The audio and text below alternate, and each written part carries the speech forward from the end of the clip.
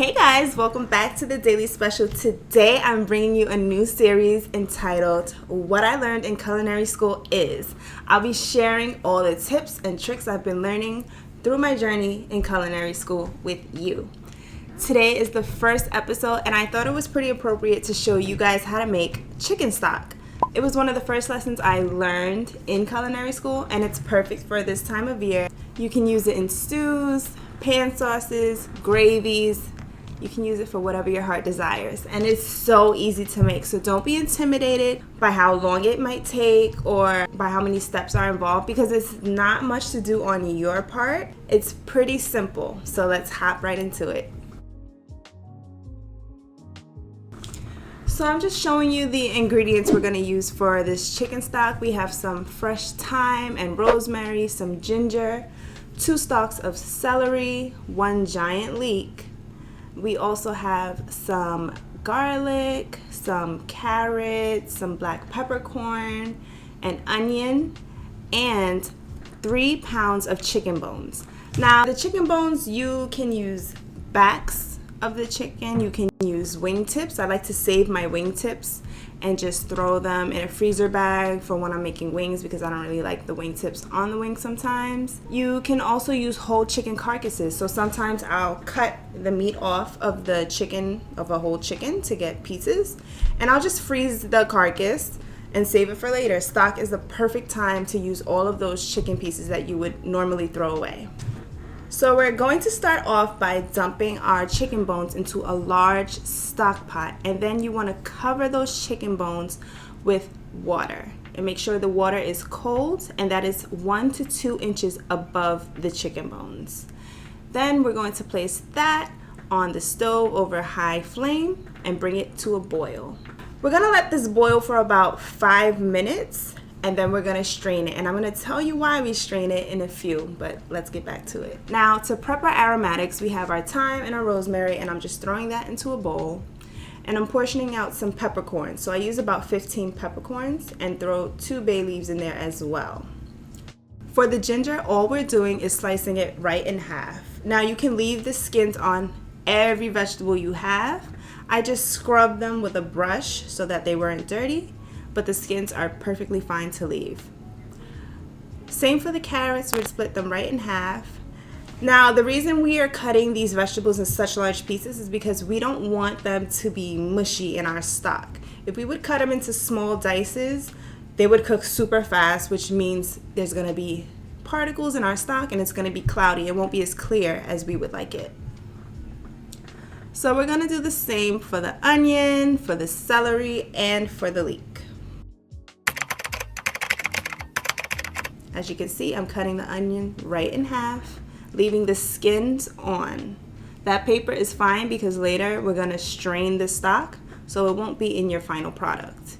Same for the garlic, just slice the whole head in half and throw it right in your bowl.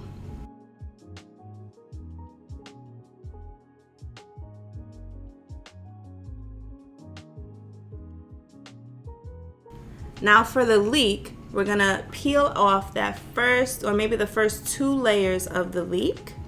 And we're only using the white part of the leek in our stock. So we're gonna save the greens. You can freeze the greens or throw them away if you want. But we're cutting off the bottom and then cutting this leek into 4 equal parts. Leeks are not always this long, so just cut it so that it matches the sizes of your other aromatics. Now, these are all our aromatics inside a bowl, and they're ready for us when we're ready to add them into our stock. Okay, so an important step in stock making is removing all of the impurities. I use a little fine mesh sieve to just scoop those impurities off of the top because we don't want any of that gross, like foggy, cloudy material in our final product. So once your stock is boiling, make sure you use a sieve and just strain off those impurities so it won't end up in your final product. As you can see, the stock has come to a boil and I'm going to strain all those impurities off before I strain the entire stock pot. Now it's been 5 minutes and I'll tell you why we're going to strain this now. We're going to do a process called blanching. Blanching is when you boil the bones for a few minutes, 5 to 10 minutes, and then rinse them with cold water. Why do we do this? Because it helps remove the impurities that we would have if we never strained the bones. If you didn't strain the bones and rinse them off now, once you go to boil these bones for about an hour, 2 hours, there will be so many impurities that you would have to skim off of the top. This makes it easier for you to have a low maintenance stock, and it makes your stock clearer in the end.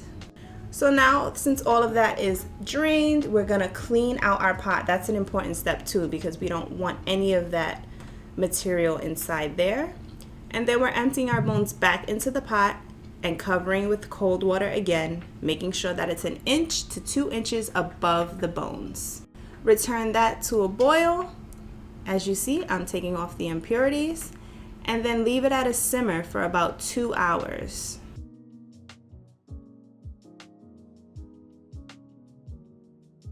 After 2 hours, it is time to add your aromatics. You can add in your celery, your leeks, your garlic, your onions, all of your herbs, your peppercorns, and let that simmer for another 1.5 hours. Now, I love making stock because it is so low maintenance. Before school, I have never made a stock at home before because I was intimidated by how long it would take. But after making it myself, I'm like, why? Why do I buy this when I can just make it in my house? It's very cost effective and I don't have to do much for it to come together. So after it's been boiling for another 1.5 hours, we're ready to strain it and see the result of our beautiful stock.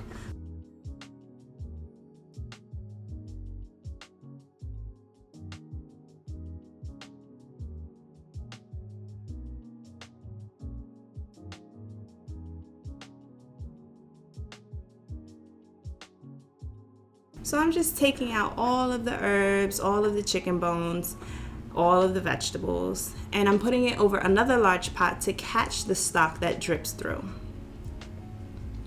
We're gonna discard all of that, drain it one last time, and you're gonna see our beautiful liquid gold.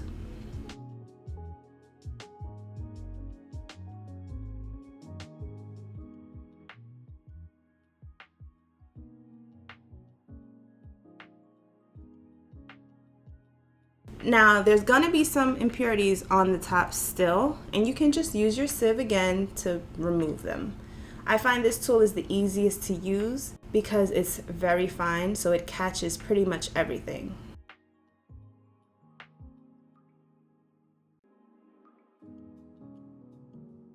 And now you see our beautiful stock.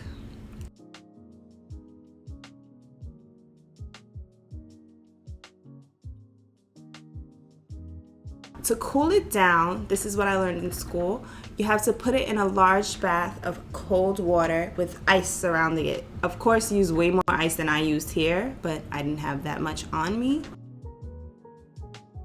And the trick is to stir it while it's in that ice bath so that it cools down quicker.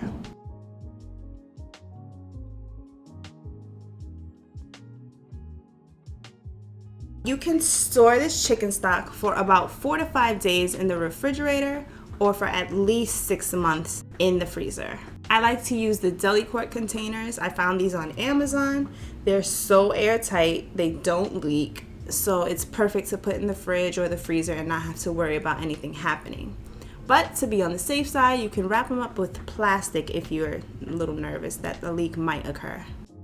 And here is my beautiful chicken stock. Do you see that, guys? It's amazing. I got 3.5 quarts out of this. This stock is going to last me for a pretty long time, so I'm gonna put it in a little bit of my holiday recipes, some soup, some gravy, and that is all I have for you today. Thank you for joining me. Make sure you like, comment, and subscribe, and tell me, do you think you're gonna make stock for this holiday season? I love you guys, and I'll see you next time. Bye.